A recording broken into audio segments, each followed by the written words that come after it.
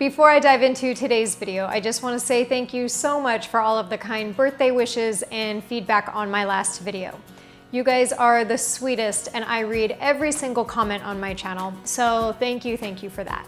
Today's video is actually based on your feedback requesting more lifestyle, kitchen, and minimalist videos, so I thought I would combine all three and bring you some of my favorite kitchen gadgets that are minimal in nature and extremely useful in the kitchen.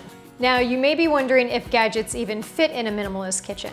I mean, isn't minimalism about getting rid of everything?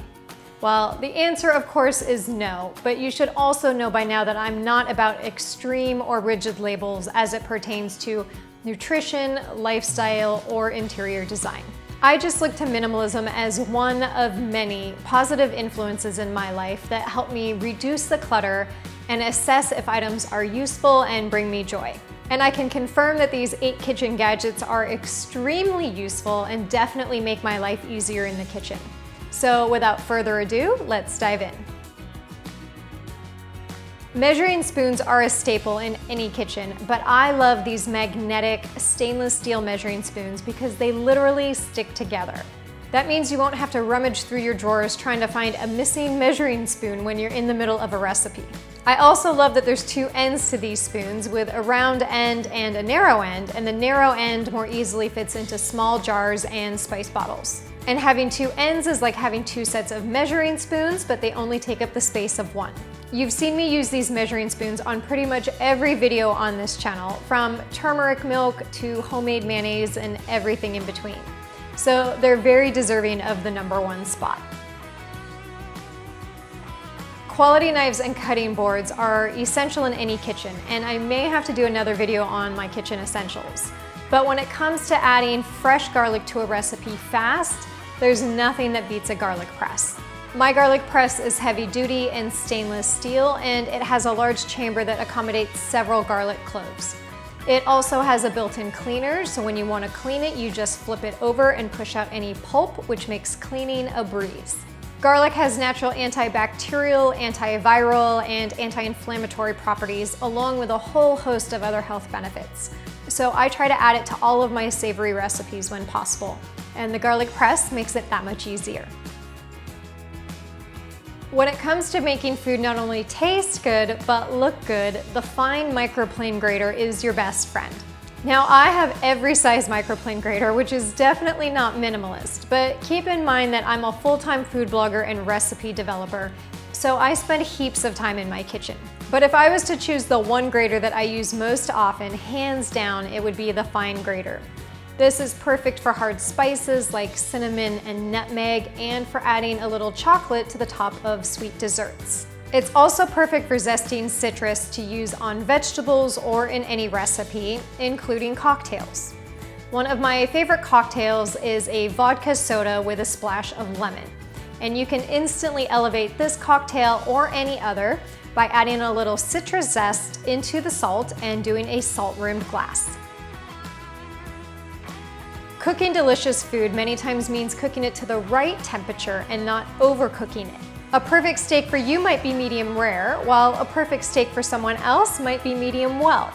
So an instant read thermometer is invaluable in the kitchen as it takes out the guesswork and keeps everyone happy. I love my OXO thermometer as it has a really simple on-off button on the top and a large display. The storage sleeve also has a little cheat sheet with all of the perfect temperatures for cooking various meats and poultry so that you can always cook your meat to the perfect temperature. I use this thermometer all the time for cooking meat, but you've also seen me use this when I made my homemade yogurt to ensure that I was cooking the milk to the proper temperature. So it has many uses in the kitchen. A cookie scoop is a great tool for making perfect, evenly sized cookies, and I highly recommend you try it out with my gluten-free chocolate chip cookies.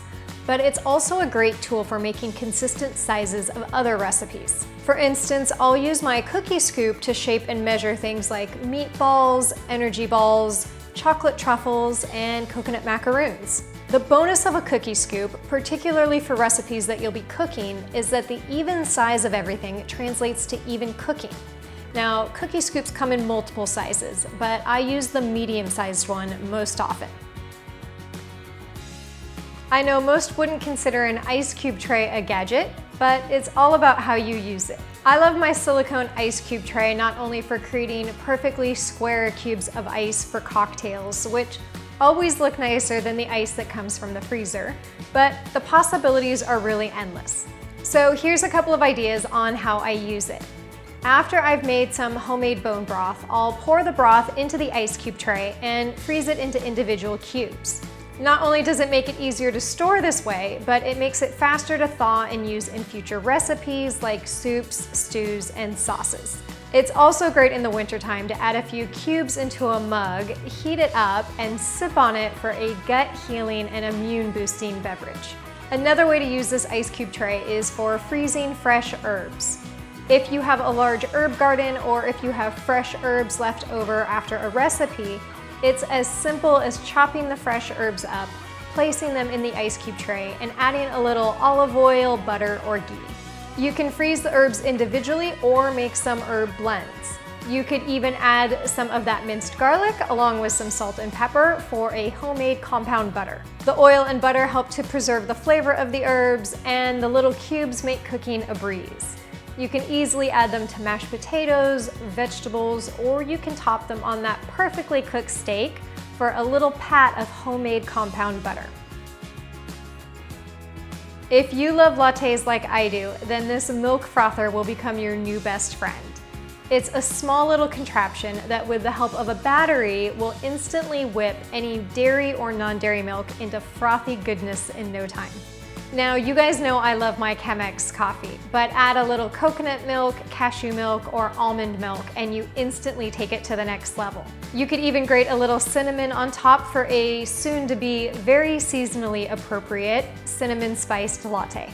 I also use this milk frother when making my matcha lattes, as I find it's easier than using the bamboo whisk, and it ensures all the matcha powder gets blended up.